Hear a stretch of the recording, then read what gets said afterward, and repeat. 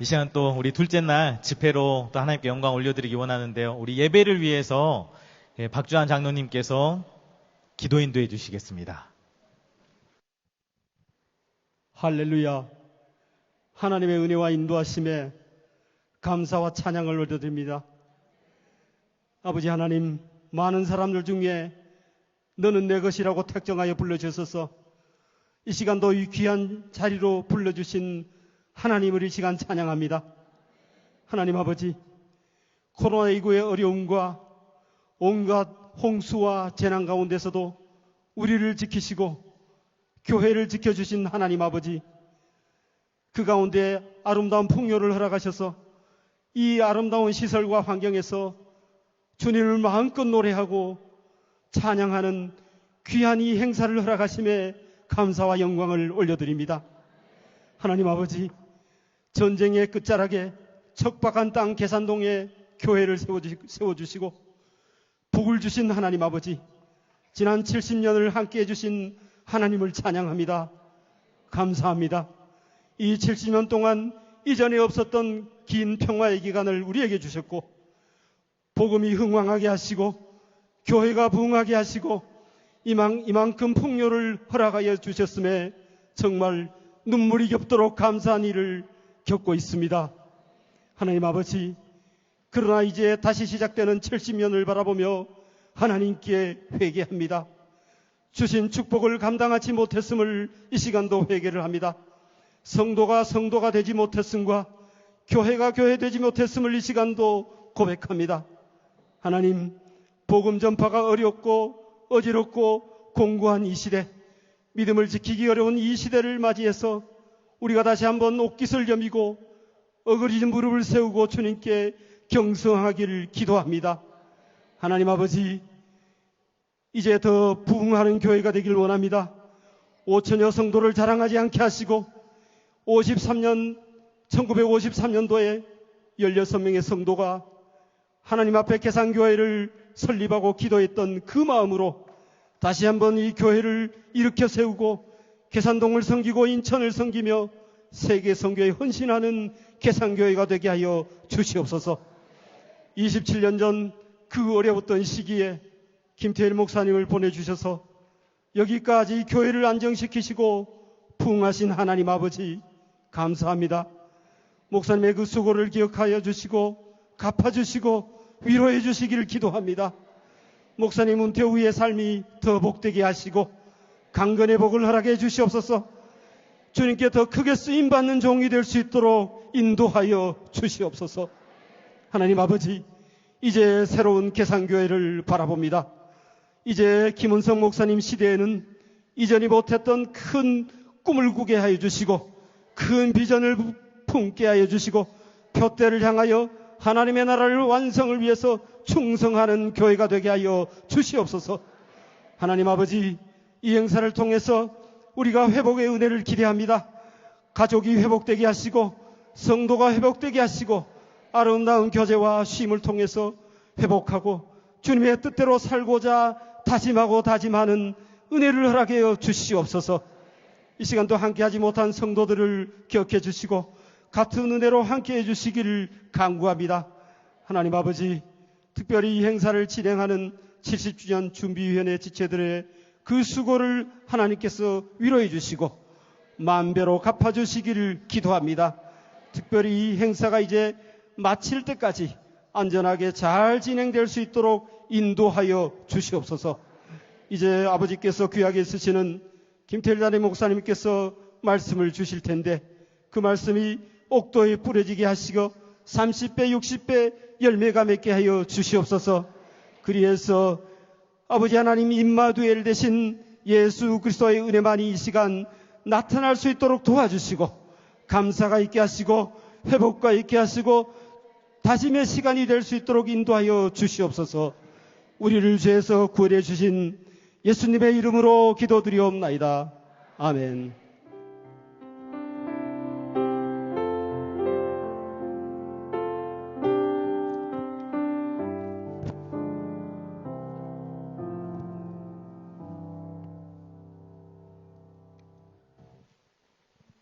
하나님 말씀 마가복음 4장 35절에서 41절입니다. 우리 수양의 팜플렛에 있는데요. 마가복음 4장 35절에서 41절까지 말씀 제가 봉독하겠습니다. 마가복음 4장 35절에서 41절입니다. 그날 저물 때 제자들에게 이르시되 우리가 저편으로 건너가자 하시니 그들이 무리를 떠나 예수를 배에 계신 그대로 모시고 가매 다른 배들도 함께 하더니 큰 광풍이 일어나며 물결이 배에 부딪혀 들어와 배에 가득하게 되었더라.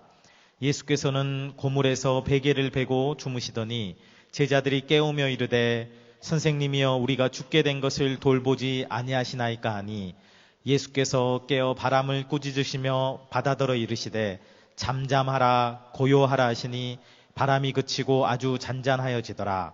이에 제자들에게 이르시되 어찌하여 이렇게 무서워하느냐 너희가 어찌 믿음이 없느냐 하시니 그들이 심히 두려워하여 서로 말하되 그가 누구이기에 바람과 바다도 순종하는가 하였더라. 아멘. 담임 목사님 나오셔서 오직 믿음으로라는 제목으로 말씀 전해 주시겠습니다. 자, 처음부터 다시 시작해야 되겠는데요. 벼랑간 분위기가 썰렁하다고 제가 말씀을 드렸습니다. 자, 정기현 수양이 오시니까 좋으시죠? 네, 저도 예상은 했었습니다만 막상 이렇게 전개인 수양에 참석을 하고 보니까 참 좋습니다. 네. 자, 좌우에 계신 분들 서로 이렇게 인사 나누시죠? 참 좋습니다.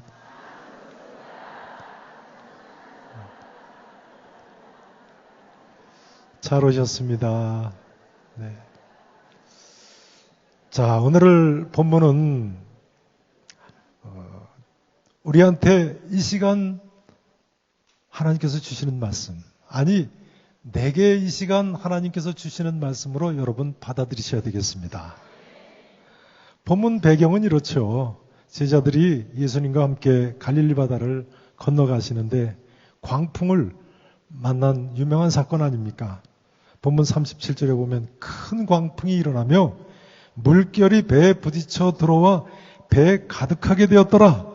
이렇게 나와 있습니다. 자, 전면에 이해를 돕기 위해서 사진을 좀 준비해 봤습니다. 여기 초등학교 학생들도 중고등학생들도 있는데요. 한번 보시죠. 본래 갈릴리 바다는 사진에서 보시듯이 이렇게 건너편이 건너다 보일 정도로 별로 큰 바다가 아닙니다. 폭이 동서로 13km. 여기 건너다 보는 거리가 지금 이게 13km입니다. 남북이 길어도 21km 정도밖에 되지 않습니다. 그 다음 사진 보세요. 아주 가깝지 않습니까? 13km. 날씨가 맑을 때는 이렇게 요르단 쪽 고원이 800m, 해발 800m의 고원이 가까이 보입니다. 성지순례 다녀오신 분들은 아마 공감하실 겁니다. 그 다음 보세요. 아침 해 뜰 때 아주 아름다운 모습입니다. 갈릴리 바다의 아주 평화로운 모습이에요. 자, 그 다음 석양 모습도 한번 보셔야죠. 네, 석양도 얼마나 아름답습니까? 그런데요, 이 갈릴리 바다는 이렇게 아름다운 바다이지만 벼랑간 골짜기 바람이 불 때는 큰 풍랑이 있는 바다입니다. 갈릴리 바다는 평균 깊이가 26m라고 그래요. 그러니까 한 30m 가까이 되는 거죠. 깊은 데는 한 50m 가까이 됩니다. 그런데 깊이도 깊입니다만 갈릴리 바다 북쪽에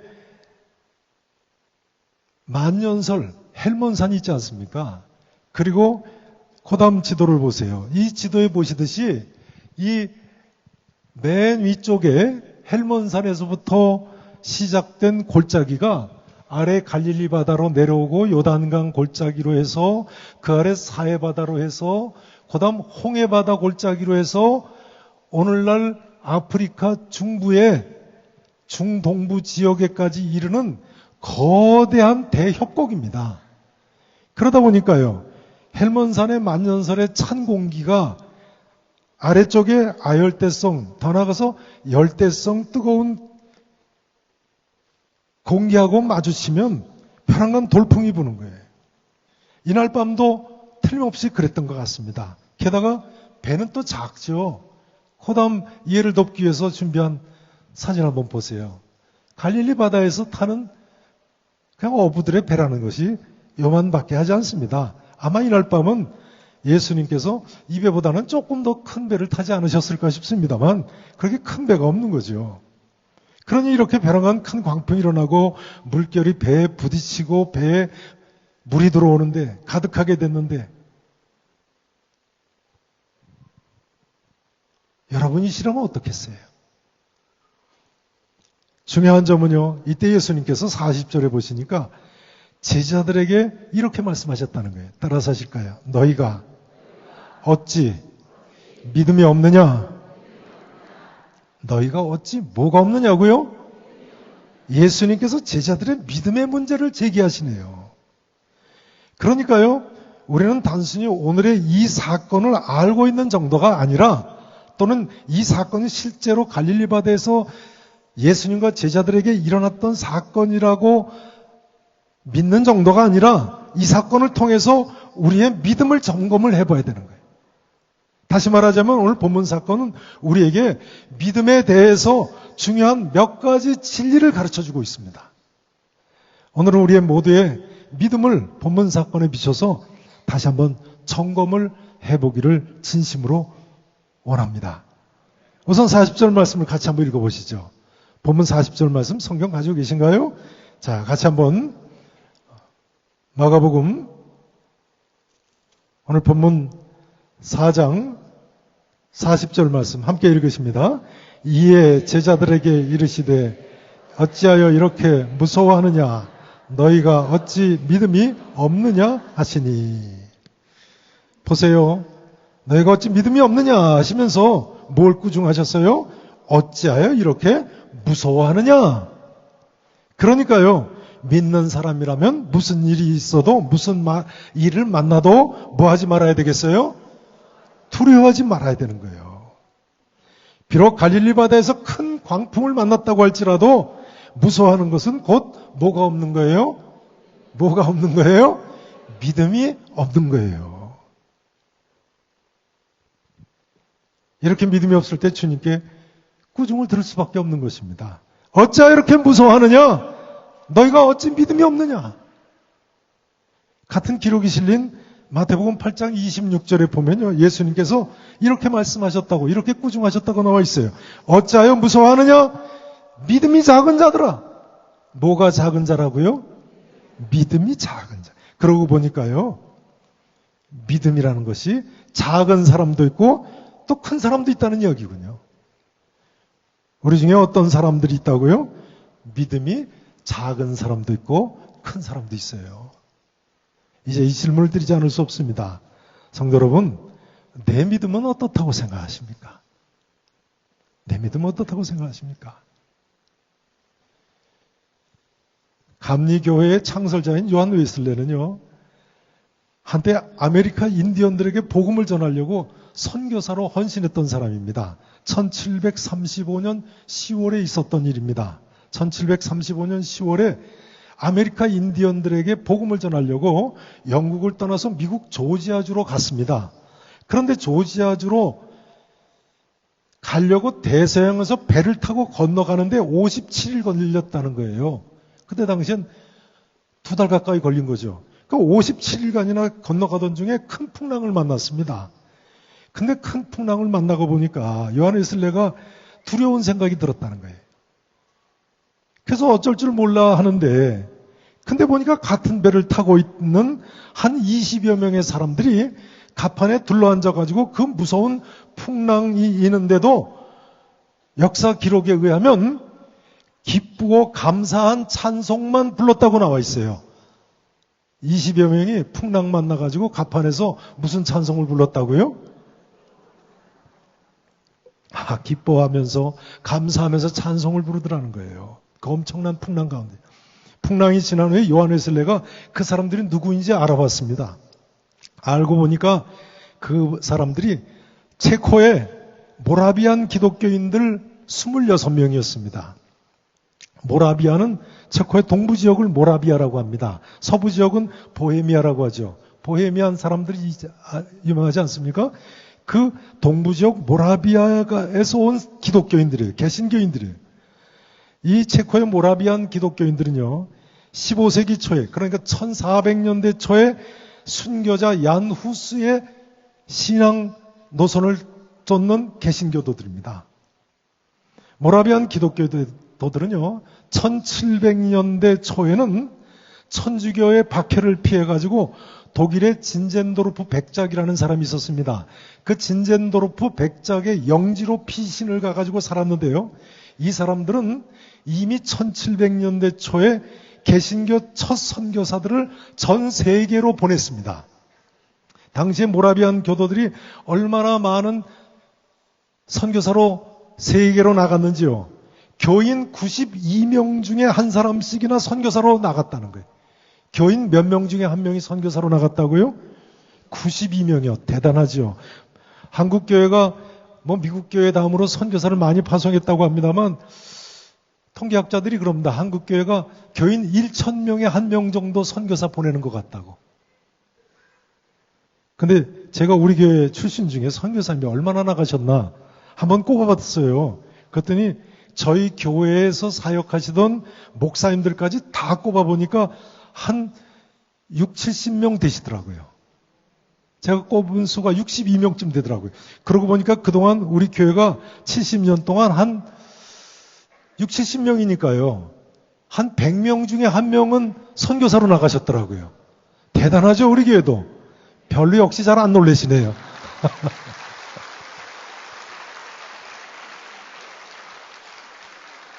정말 우리 교회가 하나님의 놀라운 은혜를 입고 하나님의 놀라운 복을 누리는 줄로 믿으시기 바랍니다.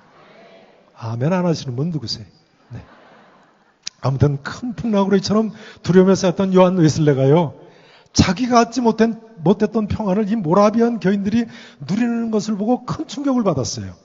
자기는 아메리카 인디언을 선교하겠다고 헌신한 사람인데 마음에 고난이 임하니까 평안이 없었는데요.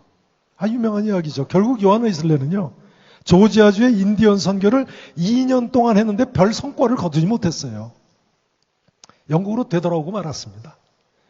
그러나 이때의 풍랑의 경험이, 쓴 경험이 말이죠. 훗날 유명한 알더스 게이트가에서의 회심이라고 합니다. 런던의 알더스 게이트가라는 그 거리에 있는 조그만 교회를 요한 웨슬레가 찾아 들어갔다가 설교 말씀에 큰 깨달음을 얻고 거듭나는 사건의 기폭자가 됐어요. 그리고 요한 웨슬레는 그 알더스 게이트가에서 새로운 은혜를 받고 마침내 영국의 국교도인 성공의 출교를 무서워하지 않고 설교단에 서는 것을 금했는데도 불구하고 성공의 목사임에도 전국으로 다니면서 자기가 설교단을 세워가지고 야외에서 설교를 했어요. 마침내는 감리교의 창설자가 됐죠. 그러니까요, 땅끝까지 가는 선교사님들도 믿음이 불완전할 수가 있네요. 여러분 진지하게 생각해 보셔야 돼요. 내가 몇 년 예수 믿었느냐가 중요한 게 아니에요. 내가 지금 주를 위해서 어떤 열심을 가지고 있느냐가 중요한 것이 아니에요. 과연 어떤 믿음의 소유자냐.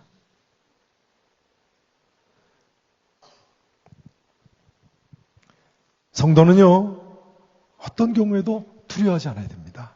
사랑하시는 성도 여러분, 인생살이에 만난 모든 근심, 걱정거리들, 불안과 염려와 그 모든 것을 다 믿음으로 이겨내는 큰 믿음의 성도들이 되실 수 있기를 진심으로 축원하겠습니다. 예수 안 믿는다면 별 문제겠습니다만 일단 믿는 사람이라면 큰 믿음의 사람이 돼야 돼요. 요즘 제가 주일마다 언급하는 한국 교회사도 보면요, 토마스 선교사님, 우리나라에 온 첫 개신교 선교사님 아닙니까? 대동강에서 성경책 나눠주다가 순교하셨는데 그 해가 1866년 8월 31일이거든요. 몇 년이라고요? 네, 몇 월 며칠까지 외우실 필요 없어요. 1866년이에요. 그리고 자기 나라 영국의 토마스 선교사가 26살에 이처럼 순교했다는 소식을 듣고는 6년 후에 그 조선에 내가 선교하러 가야 되겠다고 새롭게 헌신한 존 로스 선교사님, 그분이 토마스 선교사님보다 3살 아래입니다. 3살 아래인 이분이 조선 땅에 선교하겠다고 온 해가 1872년입니다. 1800 몇 년에 존 로스 선교사님 오셨다고요? 72년이요. 그런데요, 토마스 선교사님이 순교한 1800 몇 년이요? 아이고, 벌써 잊어버렸네. 66도 잊어버리시면 어떡해. 1866년이요. 그 1866년은요, 여러분 아세요? 대원군의 쇄국 정책으로 병인 박해가 시작된 해예요. 병인 박해. 대원군이요, 프랑스 선교사 9명을 죽이죠. 천주교인들 수만 명을 목베어 죽였어요. 심지어 충청남도 합덕에서 온 천주교인들은 너무 많아가지고 죽이기가 어려워서 1,000명을 그냥 생매장을 시켜버렸다는 거예요. 합덕에서 혹시 오신 분 계십니까? 살아남으신 거 감사하셔야 돼.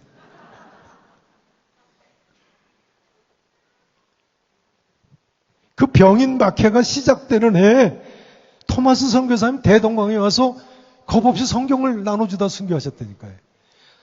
그 짧은 한국말로 토마스 선교사가 그랬다는 거예요. 우리는 천주교인이 아닙니다. 우리는 야소교인입니다. 그러면서 성경을 줬다는 거예요. 그런데 대원군은 외국인은 다 내쫓아라 할 텐데 간이 분 거죠. 속된 말로요. 그러니 토마스 선교사님 참 얼마나 담대하십니까? 그 존 로스 선교사님, 아까 몇 년에 존 로스 선교사님이 조선에 오려고 그러다가 중국으로 선교사로 파송받아 오셨는데 조선은 박해가 있으니까 가지 못한다고 해서 중국에 몇 년에 도착하셨다고요? 그건 벌써 잊어버리셨죠. 뭐. 1872년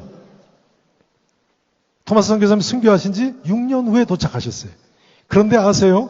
그 해는요, 이 병인 수만 명을 조선 사람을 죽인 병인 박해가 끝난 바로 다음 해예요. 그러니까 이미 존 로스 선교사님 영국에서 날 조선 선교 가겠다고 할 때 수만 명이 죽어가고 있을 때 헌신하신 거예요. 참 대단한 분들이시죠. 그 존 로스 선교사님 대원군 세국 정책 때문에 조선 땅에 들어올 수 없었어요. 제가 주일날 말씀드렸잖아요. 조선 사람을 당시로서는 만날 수 있는 유일한 창구가 만주의 의주 바로 건너편에 있는 고려문이라는 데인데요. 거기도 1년에 4번 장이 서서 그 4번만 조선의 그저 특산품이라고는 그때 별거 없어서 인삼이 최고급이랍니다. 인삼 팔러 온,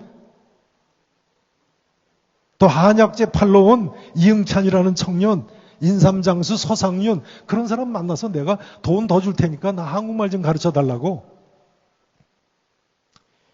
그래가지고 마침내 1882년에, 몇 년에요? 1882년에 최초의 우리말 성경인 누가복음을 3,000부 발간했다고 말씀드리지 않았습니까? 기억나시죠? 어제 아침에도 들으신 내용이니까 다 기억나실 줄로 믿습니다. 자, 이제 사진을 좀 보세요. 이 자리에 새로 오신 분들도 계시고 또 주일학교 학생들도 있으니까요. 다시 한번 보시죠. 자, 토마스 선교사님이십니다. 자, 24살에 조선 땅에 복음을 전하러 중국에 오셔가지고 26살에 신혼인데 순교하셨어요.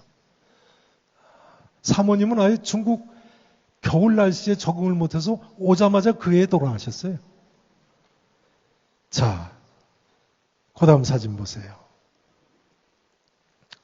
네. 토마스 선교사님이 태어나고 주일학교 다니고 파송받은 교회라고 말씀드렸죠. 토마스 선교사님 아버지가 34년간 목회한 영국에 있는 하노버 교회입니다. 자, 그 다음 보세요. 하노버 교회 전면에 본 교회인데 이렇게 교회 근처에다 이제 공동묘지를 쓰죠. 교인들 묘지죠. 정면에 이 정사각형 까만 이 높은 무덤이 토마스 선교사님 아버지의 무덤이에요. 여러분, 이 자리에 계신 아버지들 한번 생각해 보세요. 내 큰아들 24살짜리가 신혼인데 중국에 가겠어요. 게다가 가서 2년 만에 순교했는데요. 참 대단한 아버지세요. 대단한 어머니시고. 자, 여기 사진 왼쪽에 저 하얀 집이 토마스 선교사님 출생한 목사님 사택이에요. 자, 그 다음 보세요.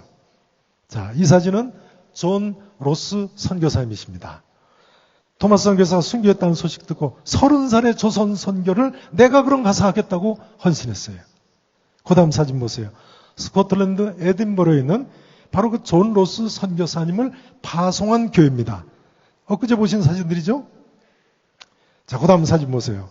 이 존 로스 선교사님이 30살에 이 교회에서 파송받아가지고 만주 봉천에 와서 오늘 시명이죠. 1881년에 세운 동관교회입니다. 조선 땅에 못 들어가니까 동관교회를 세웠어요. 그 다음 보세요. 그 동관교회 안에 이제 역대 다임 목사님들 맨 왼쪽에 존 로스 선교사님 아니에요? 세우신 분이에요. 그 다음 보세요. 존 로스 선교사님이 바로 여기 이 건물을 동관교회 옆에 세우고는 문광서원이라고 했습니다. 여기서 뭘 했다고요? 한글을 이응찬이나 서상윤, 인삼장수 서상윤 같은 사람한테 배우고 한글을 번역했어요. 성경, 한국 성경을. 한글 성경으로 번역을 했어요. 6년 만에 마침내 그 다음 사진을 보세요. 이 소책자가 바로 최초의 존 로스 선교사님이 번역한 누가복음 성경입니다. 보세요. 중앙에 큰 글씨 보세요. 예수 형교, 거룩한 가르침. 그죠? 누가복음 전서. 이렇게 돼 있잖아요. 오른쪽 위를 보세요. 광세 몇 년이라고요? 8년. 청나라 광서제 8년. 1882년이거든요. 그 다음 왼쪽 아래를 보세요. 앞에 사진 다시 보여주세요. 왼쪽 아래줄을 보세요. 심양. 어디 서원이라고요? 문광서원 간. 궁금하시죠? 실제로 보고 싶으시죠? 실제로 보고 싶지 않으세요? 전 보고 싶은데요. 다다음 주일날 주일 오전에 보여드리도록 하겠습니다. 실물을. 네. 자, 그 다음 사진을 보세요. 자, 이것은 존 로스 선교사님이 편찬한 신약성경 전권입니다. 자, 문광서원에서 1887년에 5,000부를 최초로 발간한 우리말 성경이에요. 영국교회에서 한국교회에 이거 귀한 책이라고 누가복음하고 이 신약성경 전권을 그러니까 전체에 있는 한 권을 한 부씩 기증을 했어요. 한국교회다. 그래서 이렇게 사진이 있습니다. 자, 그 다음 보세요. 연대표를 비교하면서 한번 비교해 보시죠. 그 다음요. 자, 병인박해 조선 사람 10만 명 이상 죽었다는 소리가 있어요. 이 마지막 병인박해 때 시작이 1866년이에요. 누가 한국에 조선에 온 해라고요? 예, 토마스 선교사님 순교한 해예요. 그 다음 끝난 것이 1871년이에요. 그 다음 보세요. 자, 존 로스 선교사님이 한국에 오신 게 몇 년이에요? 바로 그 다음에 중국 심양의 봉천에 도착을 하셨어요. 자, 되셨습니다. 이제 저만 보시면 되겠습니다. 이제 이 말씀을 드려야 되겠습니다. 이처럼 한국에 온 토마스 선교사님이나 존 로스 선교사님만 그러면 용감하다고 생각하십니까? 아니에요. 한국교회 초대 성도들도 말할 수 없이 용감했어요. 잘 들어보세요. 존 로스 선교사님이 누가복음을 편찬하고 신약성경을 편찬할 때 같이 불러들인 그 의주 청년들 있지 않습니까? 이성아, 무슨 또 이응찬, 백홍준, 또 인삼장사 서상윤, 이 사람들이 얼마나 담대한 사람으로 살았는지, 성도로 살았는지 몰라요. 이성아라는 청년은요, 누가복음을 낸 바로 그 다음에 1883년에 첫 권서인으로 임명을 받습니다. 권서인, 성경을 나눠주는 사람으로 임명받는 거예요. 공식적으로. 권서인이 돼가지고 그 사람이 조선 자기 고향 압록강을 건너서 의주로 건너와요. 이 누가복음을 편찬한 다음에. 그래가지고 자기가 번역한 누가복음을 나눠주는 일을 했어요. 그런데요, 그때는 대원군 세국정책이 풀렸을 때예요? 아직 안 풀렸을 때예요? 아직 병인 박해 때라니까요. 외국인하고 만나기만 해도요, 만난 사람은 말할 것도 없이 죽이고 그 가족까지 다 감옥에다 툭 시킬 때라는 거예요. 근데 이성화가 이렇게 권서인 노릇하다가 1년 만에 건강을 잃고는 사퇴를 했어요. 그러니까 이번에는 또 번역하던 백홍준이 말이죠. 의주 청년이에요, 이 사람도. 그 다음에 1884년 가을부터 대신 권선이 돼가지고 또다시 자기 고향 의주로 압록강을 넘어갑니다. 그리고 성경을 나눠주다가 10여 년 가까이 사역을 하다 1892년에 외국 사람하고 내통한 것이 걸려서 봉천 감옥에 갇힙니다. 그래가지고 마침내 봉천 감옥에서 2년 있다가 죽습니다. 이 백홍준은요, 따라서 하실까요? 백홍준. 우리나라 첫 개신교 한국 사람 순교자가 됐어요. 참 대단하죠. 초기 한국교회 신앙의 선배들이 이렇게 담대했는지 정말 선교사님들이 많이 아니고요. 어떻게 이렇게 담대했을까요? 놀라운 일입니다. 이뿐만이 아니에요. 어제 주일 아침에 들으신 이수정 선생 기억나십니까? 네. 일본에서 존 로스 선교사님보다 꼭 1년 늦게 한국말, 우리말 성경을 번역하신 분이세요. 무슨 쪽복음을 번역하셨다고요? 이분은 마가복음을 번역하셨어요. 그런데 이 이수정 선생도 1883년 4월 29일 날 세례를 받고는요. 그때 당시에 미국 성공회 일본 주재 총무 헨리 루미스라는 분을 제가 어제 말씀드렸었어요. 그 성서공회 총무집에 와서 함께 자면서 그랬다는 거예요. 잘 들어보세요. 이렇게 얘기하더라는 거예요. 만약 내가 나의 조국에 있었다면 나는 어느 때든지 살해됐을 겁니다. 한국인들은 죽음을 각오하지 않는다면 그리스도인 될 수 없습니다. 그때 이야기해요. 만약 내가 조국에 있었다면, 조선 땅에 있었다면. 이수정은요, 대원군의 천주교인 박해 때 심지어 자기 삼촌이 순교를 했다는 거예요. 그 자기 삼촌을 잃은 사람인데도 일본에 가서 기독교의 진리를 한자 성경으로 깨닫고는 자기가 그 성경을 읽고 복음 진리를 깨닫고 번역하는 데 헌신한 거예요. 참 대단하죠. 실제로 이수정 선생은요, 어떻게 됐을까요? 그 이후에 1886년, 그러니까 일본 간 지 4년 만이다. 4년 만에 1886년 6월 2일에 조선 땅으로 되돌아왔는데요. 조선에 도착한 직후에 살해됐다는 것이 정설에 가깝습니다. 흔적도 없어졌어요. 일본 성서공회 일본 주재 총무였던 헨리 루미스라는 분은요, 이수정 선생이 토막살해 당했다고 기록하고 있어요. 토막살해 당했다. 사실일 가능성이 높습니다. 이수정과 교류를 했던 사람이 개혁파 유명한 김옥균이거든요. 김옥균이 능지처참형을 당하지 않았습니까? 고종황제 때. 그 김옥균이 능지처참형을 당한 것이 1894년이거든요. 그러니까 이수정 선생이 귀국해서 토막살해 당했다고 알려진 해보다도 8년 후에 조선시대에 마지막 능지처참형이 실행된 거예요. 마지막 능지처참형을 당한 사람이 김옥균이에요. 전면에 사진을 다시 한번 보시죠. 이분이 바로 그 이수정 선생이십니다. 1883년 40세쯤 됐을 때 찍은 사진입니다. 그 다음 사진 보세요. 자, 이 사진은 그해 4월 29일 일본 간 지 9개월 만에 성경의 내용을 깨닫고 한자로 우리말 같이 아는 지식층이라서요.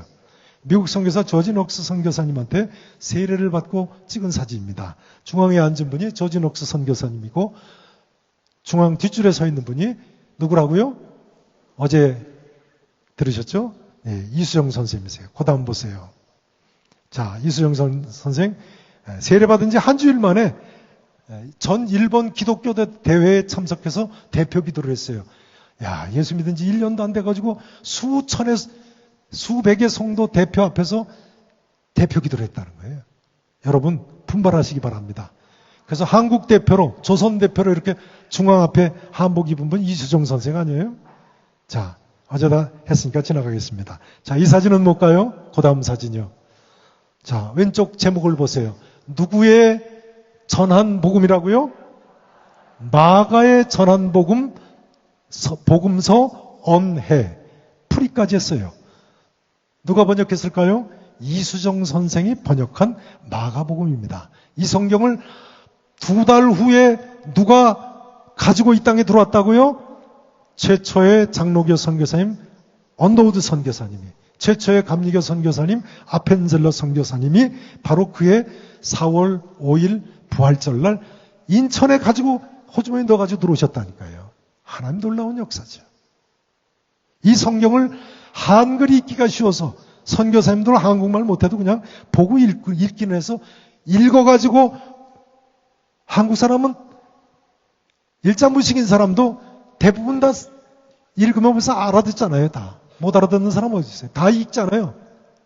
대부분 다 읽죠. 복음이 한민족에 쉽게 전파가 되게 된 거예요. 참 대단한 하나님은이고 하나님 역사고 대단한 믿음의 선배들입니다. 자, 되셨습니다. 이제 저를 보세요. 그런데요, 여러분 어떻게 생각하십니까? 이 이야기가 우리하고는 관련이 없는 이야기라고 생각하십니까? 절대로 그렇지 않습니다.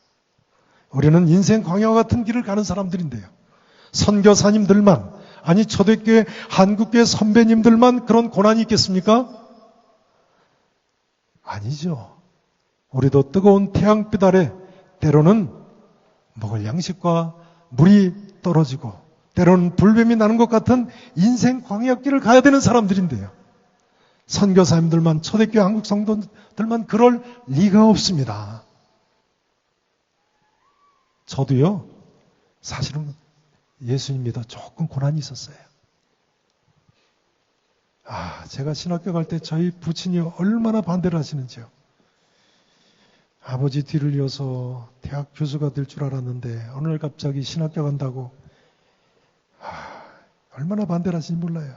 제가 한번 우리 몇 번 집사님들 앞에서 말씀드리지 않았습니까? 어느 날 아버지하고 안방에서 겸상을 받았어요. 아버지하고 저하고 둘이 마주 앉아있고 어머니가 밥상을 들여 오셨는데 12월입니다. 저희 부친이 저한테 물어보세요. 화난 목소리가 벌써 뻔하세요. 너 정말 신학교 갈 거야? 제가 그랬죠.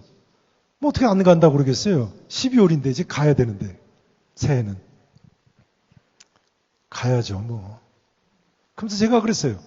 베드로도 배와 그물을 다 버리고 갔는데요.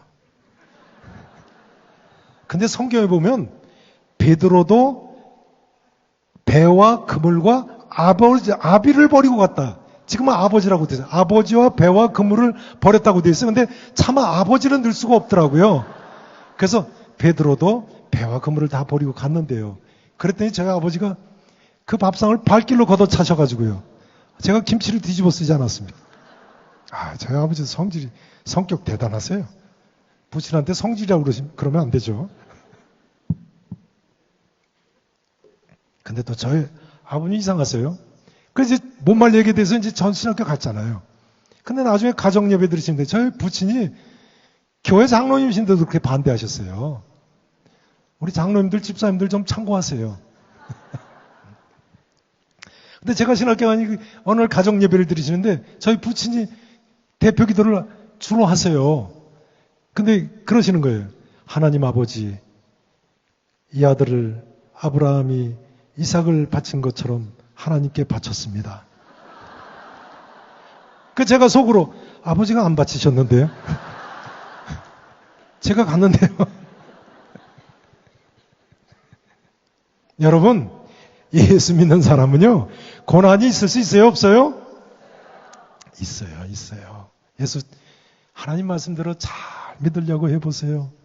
인생 광야와 같은 길을 절감하시게 될 겁니다. 그러나 그렇다고 할지라도 여러분 담대하게 사시기를 축원합니다. 담대하게 사셔야 돼요. 큰 믿음의 소유자가 되셔야 돼요. 좌우에 계시면 서로 이렇게 인사 나누시죠. 큰 믿음으로 삽시다. 담대하게 삽시다. 자, 이제 이 문제를 다뤄야 되겠습니다. 그러면 우리가 어떻게 하나님께서 원하시는, 주께서 원하시는 이런 큰 믿음이 가능한 것일까? 어떻게 이 큰 믿음이 가능하겠습니까? 오늘 본문에 나와 있어요. 41절 말씀을 같이 보십니다. 41절 말씀. 자, 같이 함께 읽어보실까요? 자, 성경 귀절이 나와 있죠? 자, 같이 읽으십니다. 시작. 그들이 심히 두려워하여 서로 말하되.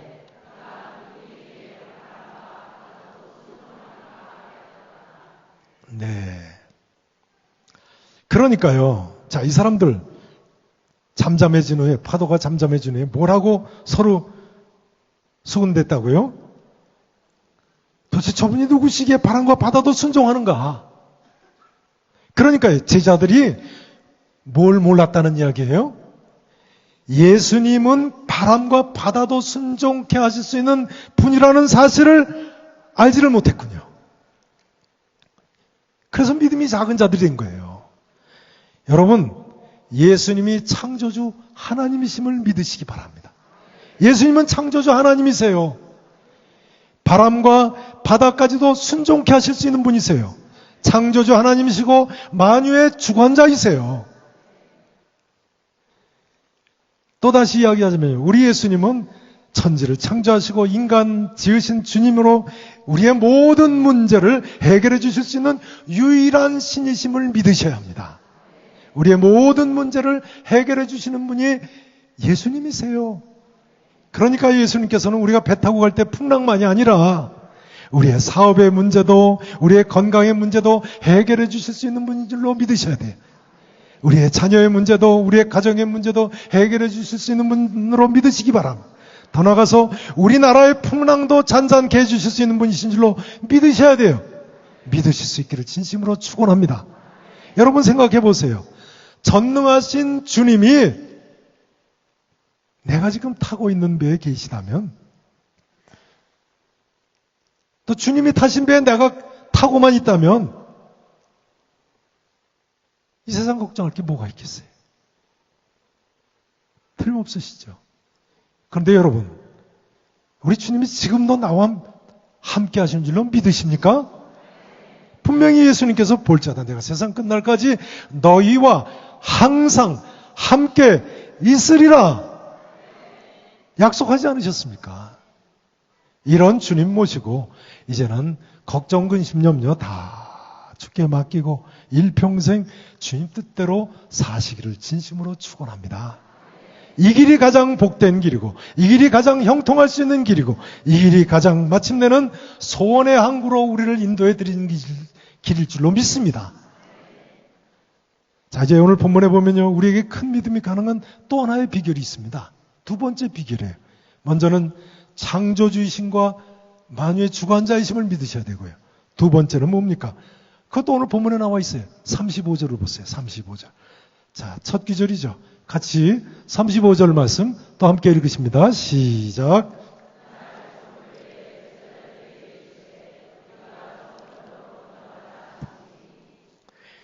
우리에게 큰 믿음이 가능한 두 번째 비결은요, 예수님의 말씀을 믿어야 합니다. 여러분, 예수님께서 애초에 제자들에게 뭐라고 말씀하셨습니까? 우리가 저편으로 건너가자. 우리가 저편으로 건너가자 하시지 않았습니까? 그러니까요, 제자들은 그 가는 중간 과정에 무슨 큰 풍랑을 만났다고 할지라도 예수님과 함께 갈릴리 바다 저편에 건너갈 수 있을 줄로 믿어야죠. 예수님 말씀을 믿어야 돼요. 모든 사람은 예수님께서 일단 말씀하셨으면 그대로 이루어질 줄로 믿어야 됩니다. 중간에 서로 큰 광풍이 일어나고 물결이 배에 부딪혀 들어와서 가득하게 되었다고 할지라도 내 생각에는 이젠 죽었구나 싶다고 생각이 들지라도요, 마침내 예수님 약속하신 목적지에 도달할 줄로 믿어야 돼요. 예수님은요, 내가 죽은 지 3일 만에 부활한다 하시면 부활하시는 분이세요. 내가 구름 타고 다시 돌아온다 하시면 돌아오시는 분이세요. 믿으십니까? 문제는 예수님께서 우리에게 어떻게 말씀하셨느냐, 어떻게 약속하셨느냐가 중요한 거죠. 여러분, 주님께서 우리에게 무슨 약속을 하셨습니까? 이 약속 기억나시죠? 구하라, 그리하면 너에게 주실 것이요. 찾으라, 그리하면 찾아낼 것이요. 문을 두드리라, 그리하면 너에게 열릴 것이니 따라서 하실까요? 구하는 이마다 받을 것이요. 그러니요, 우리가 혹시 예수님께서 어떤 때는 내 기도에 응답해 주시지 않는 것 같이 느껴질지라도 어떻게 생각하셔야 되겠어요? 주님이 안 주실 리가 없지. 따라서 하시죠. 주님께서 안 주실 리가 없지. 믿음으로 기도하자. 아멘이십니까? 자, 예수님께서 또 어떤 약속을 하셨죠? 이런 약속도 하셨어요. 너희는 마음에 근심하지 말라. 하나님을 믿으니 또 나를 믿으라. 내 아버지 집에 거할 곳이 많도다. 그러니 나는 비록 죄인 중에 괴수와 같은 사람이라고 할지라도 예수님 믿으니까요. 구원받고 천국에 이르게 될 줄로 믿어야죠. 주께서 약속의 말씀대로 내 죄 사해 주시고 나를 구원해 주시고 저 천국에 마침내 이르게 하실 줄로 믿으시기를 축원합니다. 이번 수양의 기간 여러분 기도하실 텐데요.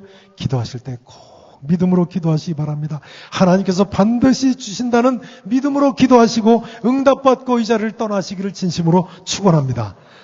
또 그렇기 때문에 이런 이야기가 됩니다. 잘 들어보세요.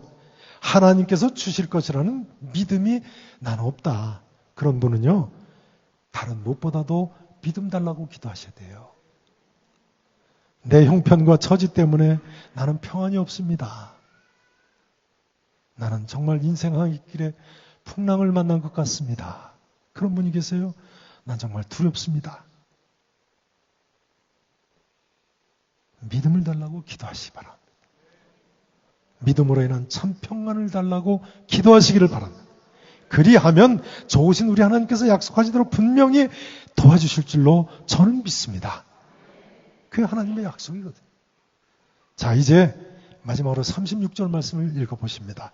36절 말씀 또 읽어보세요. 36절 함께 읽으십니다. 시작. 그들이 무리를 떠나 예수를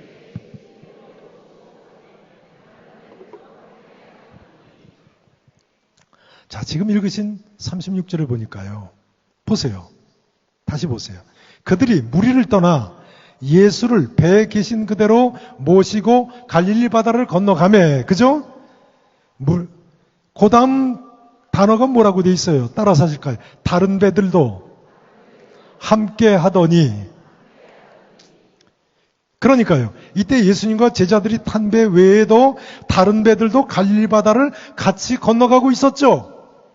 틀림없으시죠? 예수님과 제자들 탄 배 한 척만 건너가는 게 아니었어요. 다른 배들도 여러 척이 건너가고 있었어요. 자, 한번 여쭤보겠습니다. 답해보세요.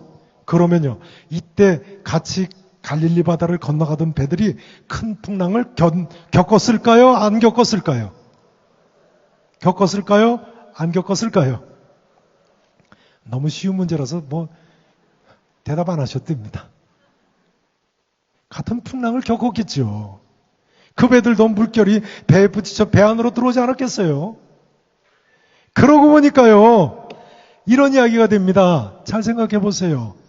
그 배들 누구 때문에 살게 된 거예요? 예수님 때문에 살게 된 배들이요.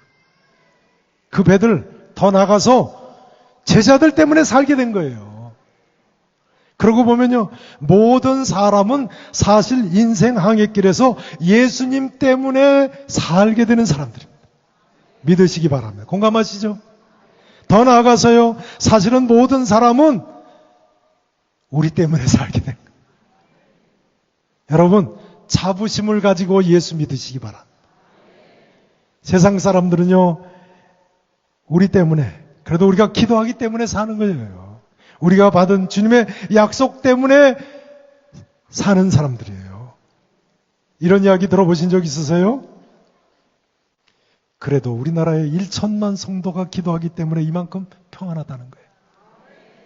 그렇게 믿으십니까? 일리가 있어요. 1천만 성도가 있기 때문에.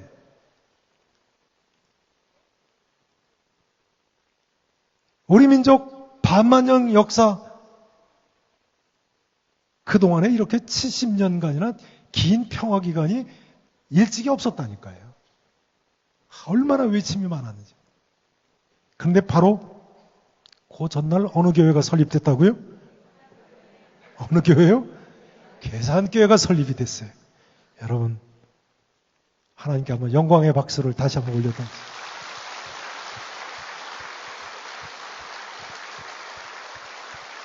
감사합니다. 감사합니다. 여러분, 마찬가지 원리입니다. 우리 남편 예수 안 믿어도 누구 때문에 지금까지 큰 소리 치며 살아요? 옆집 여자 때문에요? 나 때문에. 네. 몰라서 그렇죠? 예수 믿는 나 때문이에요. 우리 애들도 마찬가지예요. 예수 믿는 나 때문에 우리 아들, 딸도 오늘이 있게 된 줄로 믿으시기 바랍니다. 힘내서 기도하세요. 애들 사춘기 되면 큰 소리 쳐도요, 사실 부모 덕에 사는 거 아닙니까? 솔직히 부모님 보살핌 덕에, 무엇보다도 부모 된 우리의 기도 덕에 우리 애들이 오늘 있게 된 거 아니겠어요? 자부심 가지고 예수 믿으시기 바랍니다. 그러니 여러분, 우리나라를 위해서도, 우리 가족들을 위해서도 기도 많이 하셔야죠. 또 더 나아가서 불신 이웃들을 위해서도 기도하셔야 돼요. 다 같이 인생 항해길을 지금 건너가는 사람들인데요. 풍랑 만날 수밖에 없는, 어떤 의미에서 풍랑 만날 수밖에 없는 항해길을 가고 있는 사람들인데. 자, 이제 말씀 이거를 마치기로 원합니다. 오늘 불꽃놀이가 있다고 빨리 맞춰달라고, 드론 쇼가 있다고 빨리 맞춰달라고 보통 압력이 들어오는 게 아닙니다. 근데 아무튼 제가 드릴 말씀은, 나눌 말씀은 다 드렸으니까 이제 마치겠습니다. 여러분, 우리가 받은 말씀의 결실을 사실은 이제 믿음과 기도로 맺을 때가 됐다고 생각되지 않으십니까? 내가 예수 믿어 지금 몇 년이 됐는지, 그동안 내게 받은 그 주어진 수많은 말씀들, 이제는 내가 믿음과 기도로 열매 맺는 삶을 살아야 되겠다고 생각되지 않으십니까? 오늘 본문 첫 구절은 35절 말씀 이렇게 시작했죠. 그날 저물 때에, 자, 그날이 언제일까요? 그날이 언제일까요? 그날 저물 때 이런 풍랑 만나고 이런 일이 있었는데 그날이 언제예요?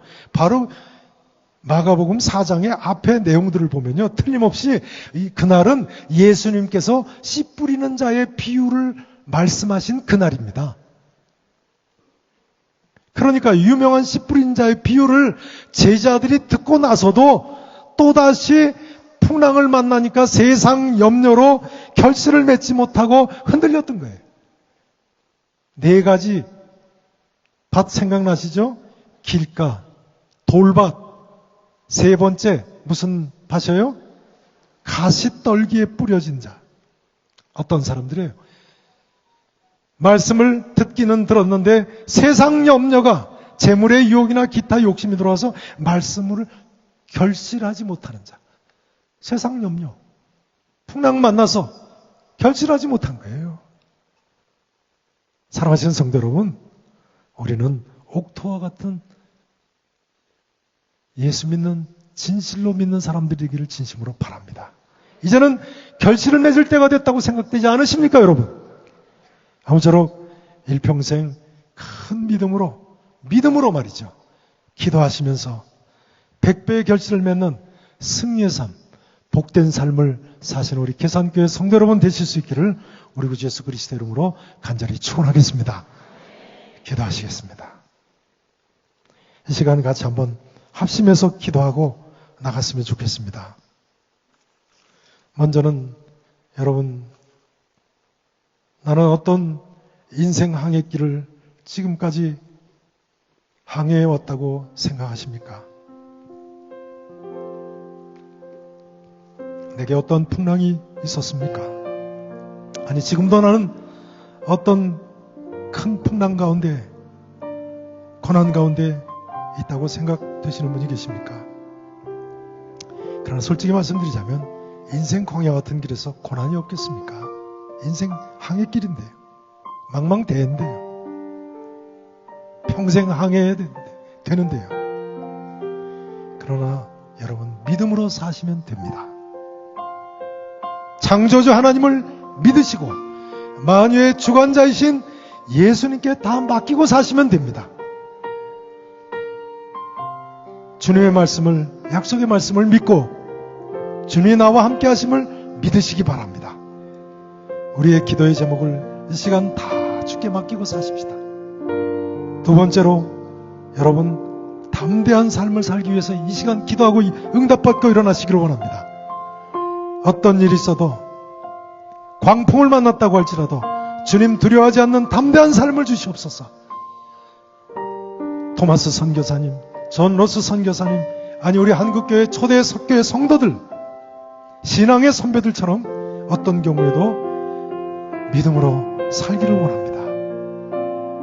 하나님의 약속을 믿고 하나님께서 우리와 함께 하심을, 나와 함께 하심을 믿고 담대한 삶을 살기 위해서 이 시간 기도하시고 응답받고 일어서실 수 있기를 다시 한번 축원합니다. 세 번째로, 우리 자녀들을 위해서 기도하십시다. 내 기도가 필요합니다. 우리 가족들을 위해서 기도하십시다. 내 기도가 필요합니다. 또 우리 교회 70년이 된 것이 중요한 것이 아니죠. 이런 믿음의 용사들이 많이 나와야 되겠습니다.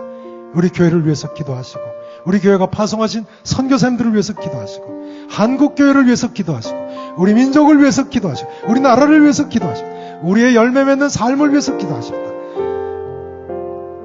많은 기도 제목입니다. 우리 짧은 시간입니다.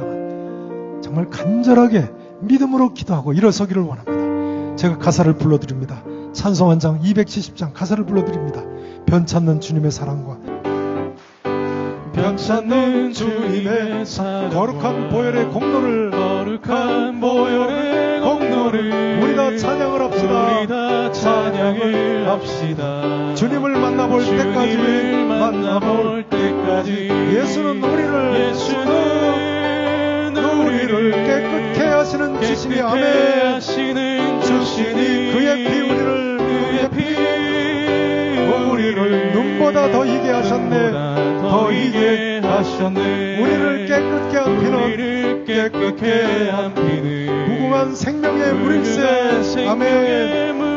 생명의 구원을 받은 자, 구원한 친구들, 하나님 찬양을 합시다. 예수는 우리를 깨끗게 하시는 주시니, 그의 피 우리를 눈보다 더 희게 하셨네. 아멘. 주님의 거룩한 보혈을 날마다 입으로 간증해. 아멘. 담대히 싸우며 나가세. 천국에 들어갈 때까지 예수는 우리를 깨끗게 하시는 주시니, 그의 피 우리를 눈보다 더 희게 하셨네. 십자가 단단히 붙잡고 날마다 이기며 나가세. 아멘. 할렐루야. 머리에 면류관 쓰고서 주 앞에 찬양할 때까지 예수는 우리를 깨끗게 하시는 주시니, 그의 피 우리를 눈보다 더 희게 하셨네. 아멘. 우리 다 같이 두 손 들고 주님 앞에 한 마음 한 뜻 되어 나가십시다. 우리는 망망대해를 항해하는 이럽 편조와 같은 그런 배를 사실은 타고 가는 사람들입니다. 주의 도심이 없이는 한순간도 살 수 없습니다. 아무도 내일을 보장하지 못합니다, 여러분. 그러나 우리에게 주께서 예수 믿고 살 수 있는 길을 열어주셨습니다. 담대한 믿음 주님 제게도 주시옵소서. 또한 우리 가정에 허락해 주시옵소서. 우리 교우들에게 허락해 주시옵소서. 한국교회를 불쌍히 여겨 주시옵소서. 믿음의 대가 끊기지 않게 해 주시옵소서. 우리나라와 민족을 불쌍히 여겨 주시옵소서. 하나님은 이를 헛되이 받지 않게 해주시옵소서. 우리의 삶이 열매 맺는 삶, 100배 열매 맺는 삶이 되게 해주시옵소서. 만에 하나라도 믿음이 부족하다고 생각되십니까? 하나님 나를 불쌍히 여겨주시옵소서. 우리 두 손 높이 드시고 간절히 합심해서 기도하시고, 우리 김은성 목사님 나오셔서 정리기도 해주시고 축도해 주시겠습니다. 두 손 높이 드시고 주여 간절히 세 번 부르시고 십자가 밑에 나가십시다. 주여, 주여, 주여. 아버지, 아버지, 아버지, 아버지, 아버지, 아버지, 아버지, 아버지, 우리에게 믿음을 더해주시옵소서. 우리에게 믿음을 더해주시옵소서. 아버지, 아버지, 아버지, 아버지, 아버지, 우리에게 믿음을 더해주시옵소서. 주여, 우리에게 믿음을 더해주시옵소서. 큰 믿음을 주시옵소서. 담대한 믿음을 주시옵소서. 성령의 충만함을 주시옵소서. 주여, 아버지 믿음을 주시옵소서. 아버지, 우리가 갈 믿음, 아버지 대형과 항의 기름, 우리의 평생의 영역, 아버지, 아버지, 아버지, 아버지, 아버지, 주여, 주여, 우리를 불쌍히 여겨주시옵소서. 우리를 살려주시옵소서. 아버지, 우리의 가정을 살려주시옵소서. 우리의 자녀들을 살려주시옵소서. 우리 교회를 살려주시옵소서. 한국 교회를 살려주시옵소서. 우리나라를 살려주시옵소서. 우리 민족을 살려주시옵소서. 아버지, 우리 각 사람을 살려주시옵소서. 아버지, 아버지, 아버지, 믿음 없으므로 긍휼히 여겨주시옵소서. 믿음을 더해주시옵소서. 큰 믿음으로 변화마다 살게 해주시옵소서. 아버지, 아버지, 아버지, 풍랑을 만났다고 할지라도 흔들리지 않는 믿음으로 승리하게 하옵소서. 주님 만나 뵙는 그날까지 믿음으로 승리하게 하옵소서. 주여, 우리를 도와주시옵소서. 아버지, 아버지, 아버지, 아버지.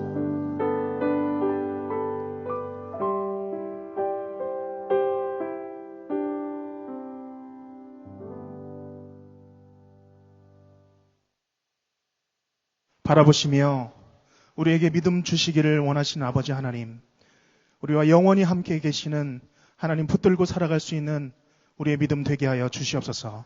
지금은 온 세상 만물의 창조주이시며 인생의 모든 풍랑을 잠잠케 하시는 주 예수 그리스도의 은혜와 아버지 하나님의 지극하신 사랑하심과 성령 하나님의 감화와 감동, 위로, 교통 충만케 하심이 인생의 거친 풍랑 속에서도 오직 믿음으로 살아가기를 원하는 여기 머리 숙인 모든 성도들, 또한 자녀들, 가정, 앞날 사업과 직장 위에, 또한 이곳에 참여하지 못한 우리 계산의 성도, 모든 성도들 머리 위에 지금으로부터 영원토록 함께 있을지어다. 아멘.